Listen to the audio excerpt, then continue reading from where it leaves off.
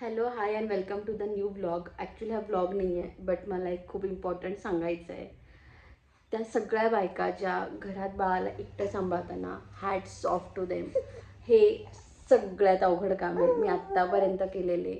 May be हे याच्यामुळे असेल की घरी सगळ्यांची मदत आहे आणि इथे मी तिला एकटी सांभाळते, बट लिटरली मी दुपारी एकदा रडली आहे.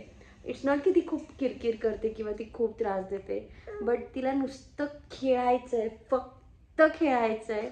आणि मला ती कुठेच उठून जाऊ देत नाही. तिला मी फक्त तिच्या समोर हवी. त्याच्यामुळे लिटरली मला वॉशरूमला जायला सुद्धा असं होतं की सखी मला 2 मिनटं जायचं आहे, बट नाही, आम्हाला आम्हाला नाही जायचं आहे.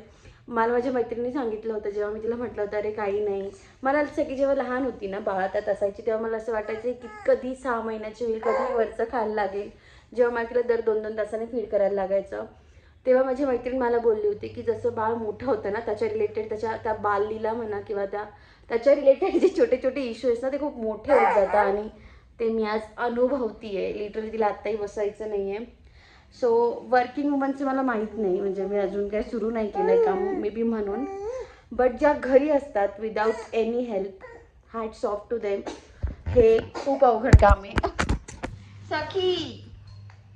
सी, हे खूप अवघड काम आहे आणि करतात सगळ्या. सो आय डोंट नो अजून काय म्हणावं त्यांना. Best of luck and hats off. आणि यावरून ऐका आहे ना, ते इतकं कळतं आहे, म्हणजे मला आठवतं म्हणजे मी 3-3.5-4 वर्षाची असेल मे बी. आम्ही त्रिमूर्ती चौकात राहायचो नाशिकला, आणि तिथून आई जिथे पण जायची ना, मी तिच्या कडेवर जायची. आणि मी लहानपणापासून गुबगुबीत आहे. तर मी काल सखीला एक 1-1.5 तास कॅरी केलं खाली मिरवणुकीत. आणि मला ते लिटरली मलाच झालं की जड होतं आहे हे, मला म्हणजे जेन्युअली सांगते जड होतं आहे. सो मी 4 वर्षाची होती तेव्हा मी उतरतच नव्हती कडेवरनं. आई मला कंटिन्यू घेऊन फिरायची. आणि मी घरातलं ते असं लाडकं आणि त्रासदायक बाळ होतं की ज्याला जी वस्तू मिळाली आणि ते लोळून घ्यायचं ना, ते बाळ मी होती. सो आणि मी अजूनही आईला त्रास देते. मला आत्ता कळतंय आई होणं काय. हे मागचे 2 दिवस, याच्या आधी पण मी सखीसोबत एकटी राहिली, बट ती तेव्हा बाळात म्हणजे ती झोपून वगैरे असायची. आता ती फिरते. आता म्हणजे आम्ही ह्या 3 गाद्या टाकल्या आहेत, तिच्यासमोर तिला मॅट टाकली आहे. आणि हा एवढा मोठा एरिया आहे तरी तिला तो कमी पडतोय.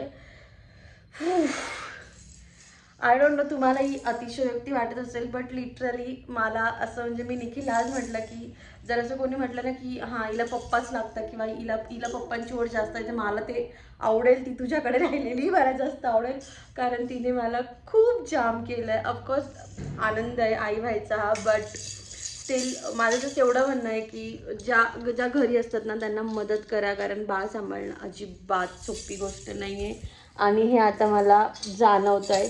मुळात हे याच्यामुळे जाणवतं आहे कारण सखी दिवसभर झोपत नाही. ती अंघोळ झाल्यावर 1 तास झोपते, त्याच्यानंतर तिला झोपेशी काहीच घेणं देणं नसतं. ती आज लिटरली 15 मिनटं झोपली आहे, ते पण संध्याकाळी 6:30 वाजता. तेव्हा मी स्वयंपाक केला आहे. आणि सकाळी मी इडली फ्रायवर आहे, मला भूकही नाही लागली, मला घेणं देणंही नव्हतं, कारण मला ती उठूही देत नव्हती. लिटरली माझी इच्छा पण नव्हती अशी काही खायची. सो या बस एवढंच सांगायचं होतं. थँक्यू.